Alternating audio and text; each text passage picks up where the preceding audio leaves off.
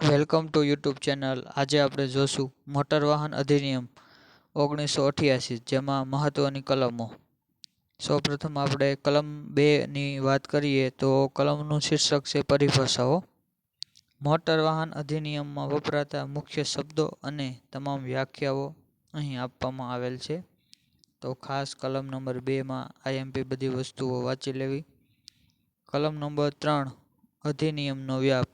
આ અધિનિયમ સમગ્ર ભારતના દેશમાં લાગુ પડશે. ત્યારબાદ કલમ નંબર 4, મોટર વાહનની નોંધણી વિશે છે. દરેક મોટર વ્હીકલની નોંધણી ફરજિયાત છે.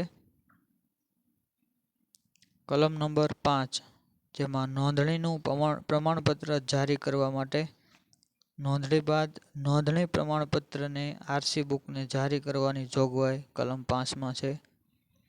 કલમ 10, જેમાં ડ્રાઇવિંગ લાયસન્સ. મોટર વાહન ચલાવવા માટે ખાસ ડ્રાઇવિંગ લાયસન્સ આવશ્યક છે, જે કલમ નંબર 10માં આપેલ છે. ત્યારબાદ કલમ નંબર 18 છે, જેમાં લાયસન્સના પ્રકારો વિશે વાત કરવામાં આવી છે. અલગ અલગ લાયસન્સના પ્રકારોમાં લર્નિંગ લાયસન્સ, જે કામ ચલાવ થોડા સમય માટે આપવામાં આવે છે. ત્યારબાદ પરમેનન્ટ લાયસન્સ, જે કાયમી માટે આપવામાં આવે છે, જે દર 20 વર્ષે આપણે રિન્યૂ કરાવીએ છીએ. કલમ નંબર 19, લાયસન્સ રદ કરવા અને નિલંબન કરવા માટે. તો આ કલમમાં જે ઉલ્લંઘન બદલ લાયસન્સ રદ કરવામાં આવે છે અથવા તો નિલંબિત કરી શકાય છે. ત્યારબાદ કલમ નંબર 39, જેમાં આપણી સુરક્ષાનું પાલન કરવા માટે જોગવાઈ કરવામાં આવી છે.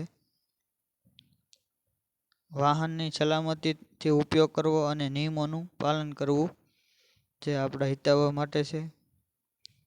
કલમ 41, જે સુરક્ષા સાધનોનો ઉપયોગ વ્યવસ્થિત કરવા માટે આપવામાં આવી છે. સુરક્ષા સાધનો જેવા કે વાહનને સલામત ચલાવવું, ત્યારબાદ હેલ્મેટ, સીટ બેલ્ટ જેવા સુરક્ષા સાધનોનો ઉપયોગ ફરજિયાત કરવામાં આવ્યો છે.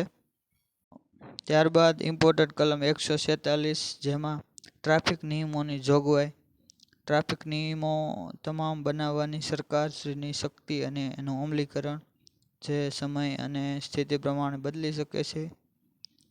કલમ 177, જેમાં દંડની જોગવાઈ કરવામાં આવી છે. ટ્રાફિક નિયમોને લગતો ભંગ ઉલ્લંઘન બદલ જે કોઈ દંડની જોગવાઈ છે અલગ અલગ વાહન માટે, જેની જોગવાઈ 177 કલમ મોટર વાહન અધિનિયમ 1988માં આપવામાં આવી છે. ત્યારબાદ કલમ 194A થી લઈને B, C, D અલગ અલગ આવે છે, જેમાં અપરાધો અને સજાની વાત કરવામાં આવી છે. વિવિધ ગુનાઓ માટે સજા અને કાયદેસરની કાર્યવાહી અંગેની જોગવાઈ કલમ 194Aમાં વાત કરવામાં આવી છે. કલમ 194Bમાં સીટ બેલ્ટનો ઉપયોગ અને બાળકોને બેસાડવા અંગે. ત્યારબાદ કલમ 194C, જેમાં મોટરસાયકલના વાહન ચાલક તથા પાછળ બેસનારા માટેની જે સલામતીના પગલાંનો જે દંડ માટેની છે. 194D, જે હેલ્મેટ પહેરવા